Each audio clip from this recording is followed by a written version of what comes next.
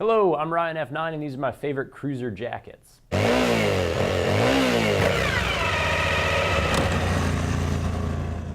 In my experience, cruiser culture has been split in two. On the one side, there's the older school of leather jackets, chaps, and rivets. But there's also a newer style that doesn't want to look like motorcycle gear at all. Think Jax Teller from Sons of Anarchy, hoodies, jeans, sneakers, that kind of thing. On the classic side, it's hard to beat River Road's Drifter. And I took delivery of this thing this week, but it already looks 50 years old because they did a brilliant job of distressing the leather on it.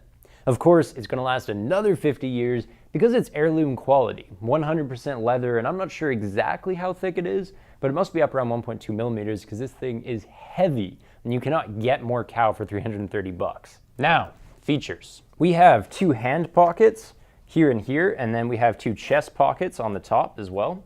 Going up here, we have the shoulder vents on either side, zippered as well. And if we flip it around, here we have the big exhaust ports vertically on the rear. And then looking at the cuff, these are double zippered with perforated gussets, so that can act as a vent as well. And I think that's pretty clever from a classic leather jacket. On the inside, we get a stash pocket here, a device pouch, and a cargo pouch on the other side. And the device pouch here is not going to be fully waterproof, but unless I ride into a lake, I don't really worry about water seeping that deep into my jacket. The thermal liner, of course, is going to zip right out, and I love this. Check this out. The pouches, the cargo one and the device one, are mirrored on the body of the jacket itself. So whether you're riding in the hot weather or in the cold weather, you get the exact same storage scheme. Now, I have two small problems with the Drifter jacket and one big one. The minor issues are this embossed motorcycle on the top button, which looks pretty hokey to me. And the smell. I mean, this jacket smells like a farm. It's bound to wear off within the first few weeks, but for now, this is more cowboy than cruiser. So that's the two minor issues, and the major one is the fit. River Road is very American in their sizing, and for a scrawny guy like me, it just doesn't work. I have a 39-inch chest, but I had to go with the 42 to get the length I need.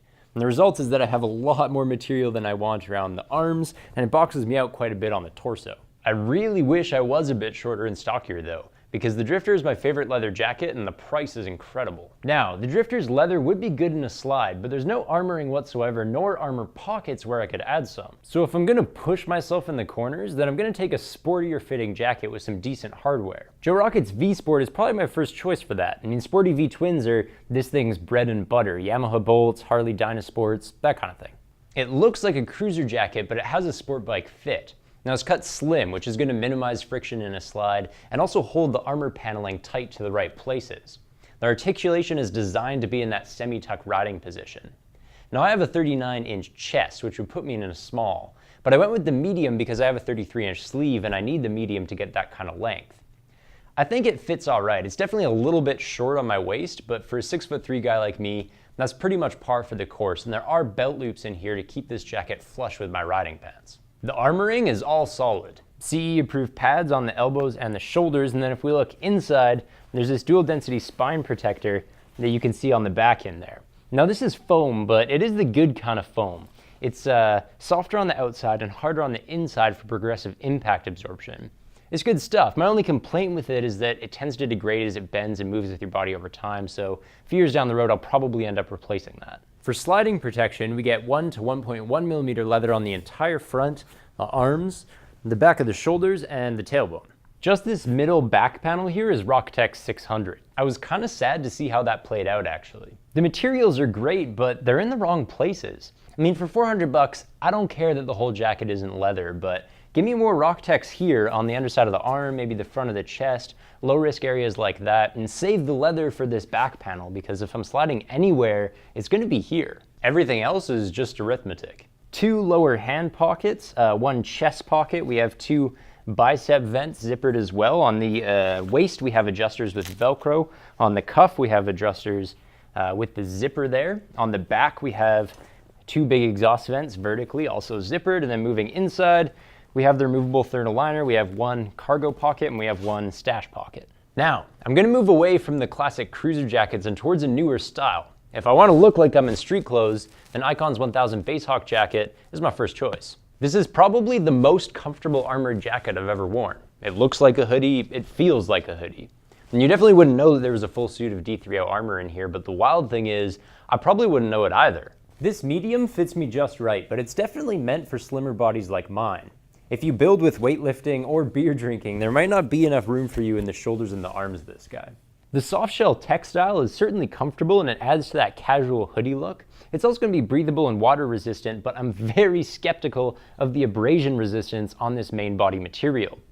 Icon at least has remedied the problem in the high impact areas. We get leather on the pointy bits, and then we get ballistic nylon on the bicep and on the lower forearm. Let's play the counting game with pockets. So we have 2 tummy pockets, we have 2 chest pockets that double as vents. There's 2 shoulder pockets, which again are probably better for airflow, because I don't know about you, but it's really uncomfortable for me to store objects up on my shoulders.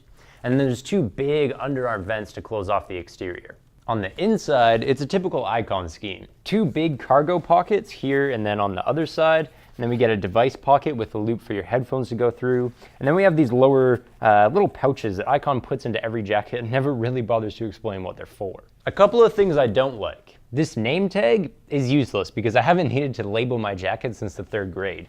And then on the outside, I would really love to have a way to remove the hood and maybe open up a couple vents on the back as well, especially with a blacked out jacket that I'm going to want to use in the heat of summer. I'm also not in love with the price. $350 is a lot for a textile jacket that doesn't even have a thermal liner inside. But I think Icon knows that they've got us trapped, because if you want to look like you're riding your cruiser in street clothes, it just doesn't get any better than this. Or does it? There certainly isn't a better motorcycling hoodie, but if I want something that disguises itself as working attire, I'll go with the River Road Lachlan. It looks and feels just like a Carhartt jacket, if you know what that is. And it hangs really casual and isn't quite as boxy as the other River Roads for some reason. This is a medium, and with the adjusters cinched up around my waist and around the cuffs, I think it fits perfect. The body is a nylon and polyester blend, which is specially treated for water resistance.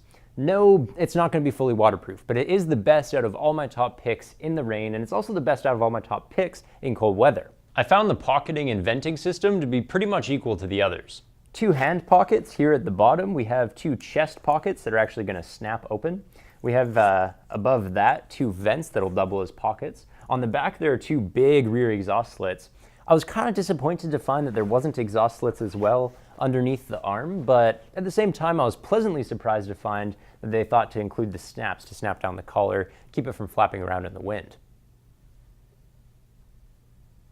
We get a full suite of protection with CE approved elbows and shoulders, and then in here underneath the thermal liner there's an EVA foam back pad. In my opinion, EVA's right up there with viscoelastic armors like D3O. It's very comfortable, it doesn't crack or degrade as quickly as other foams, and it has much better impact absorption as other foams as well. Moving inside, we get the same storage scheme as the Drifter we saw earlier. Stash pocket, and then we have a device pocket, and on the other side we get a cargo pocket that's actually going to be mirrored on the liner underneath, so whether you have it in or out, you got the same storage scheme. The liner itself has this plasticized backing. That's the main difference from the Drifter, and that's why the Lachlan here is going to be way better in terms of windproofing and waterproofing. So that's it for my favorite cruiser jackets. If I want old school leather, give me the Drifter for cruising, and the V-Sport for cruising quickly. If I want new age street style, I'll take the Basehawk to look like a hoodlum, and the Lachlan to look like a working man. And if I want to rock one jacket from March to October, I'll take the Lachlan again. As always, product links are right down there, and thank you guys very much for watching.